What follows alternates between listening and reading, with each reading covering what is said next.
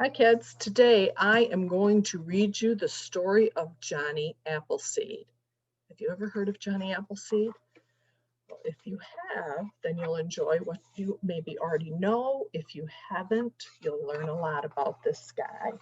But he starts out as a baby. Look at him. On a fine September day more than 200 years ago, a boy named John Chapman was born.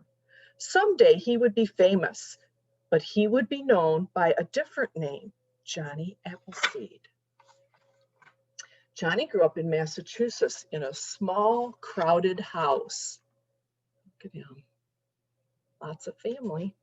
He liked to take long walks in the woods. See him walking in the woods? Where it was calm and quiet. He liked to feel the sun on his face and the earth under his bare feet. When Johnny turned 18, he took a very long walk, more than 400 miles. Can you imagine walking 400 miles? He brought along food, supplies, and a sack of apple seeds. Johnny had an idea. Settlers were starting to go west in covered wagons, looking for new places to live. Johnny figured they would want apples to eat and press into cider. But there were no apple trees out west. Even if the settlers planted seeds, it would take years for the trees to sprout and grow fruit. Why not give the settlers a head start?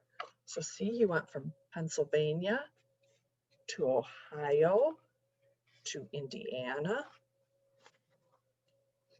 Look at these pictures. The deer and the rabbits are watching what he's doing. Johnny reached Pennsylvania. Near a river, he found a patch of land with rich soil and plenty of sunlight, a perfect place for growing apple trees. He planted some seeds, then he built a sturdy fence so that when the new seedlings came up, deer and rabbits wouldn't eat them. It was his first nursery.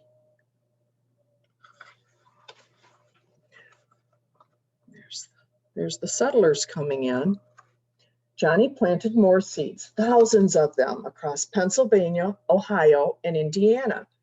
He worked and he walked, going from nursery to tend his trees. He's talking to the settlers. Meanwhile, the settlers came. Sure enough, they wanted apples. They were happy to pay Johnny a few cents apiece for seedlings. Sometimes he even gave them away to families who were down on their luck. That was really nice of them.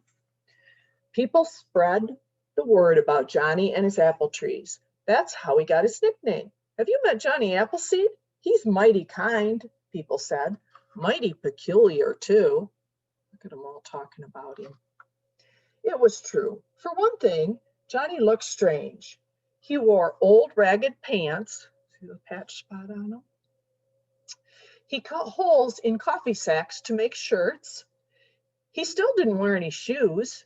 By now, folks claim his feet were so tough, a snake's fangs couldn't prick them.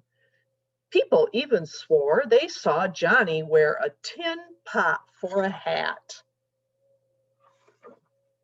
And then cook his dinner in it.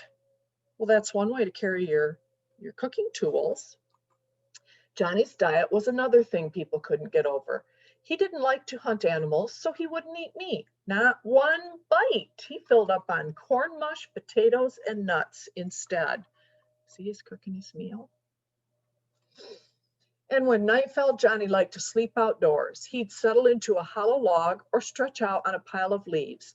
He didn't seem to worry about the bears and panthers that roamed the woods. It was almost as if Johnny was a forest creature himself. See, he's sleeping there for the night. And the wild animals are roaming around right there. Johnny might have been odd, but he was friendly. He got along with just about everyone he met. Native Americans shared their trails with him. They showed him which berries to eat. They showed him which berries were safe to eat, because that's an important thing, that it be safe, and how to make medicine from leaves and roots. See, there he is talking to the Indians. And he's over here with kids. Let's see what this page tells us. Settlers invited Johnny into their cabins and asked him to tell stories. Sometimes he read from the Bible. Good news fresh from heaven, he'd say. Other times he acted out his own wild adventures. People retold Johnny's tales and made up new ones too. As the years went by, their tales grew taller and taller. See his feet? Did you know Johnny can thaw ice with his bare feet? He has a tame wolf that follows him around like a puppy. Once he tricked 10 woodsmen in a chopping contest. They cleared a whole acre of land for a nursery. That was kind of smart of him. He got his work done. The stories wound their way east and west and back again. Oh, look at him in the snow. So did Johnny. He went east and west and back again. He traveled hundreds of miles a year, making new nurseries and tending the old ones. Every so often he rode a horse or paddled a canoe, but most of the time he walked and walked and walked. He kept this up for nearly 50 years. That's a lot of walking. One day when he was 70 years old, Johnny walked through a snowstorm to fix a fence around some of his trees. Afterward, he fell ill and died. Johnny was sorely missed. But he was never forgotten, and neither was his great idea. As settlers moved further and further west, they carried along apple seeds, just the way Johnny had. They planted apple trees of their own.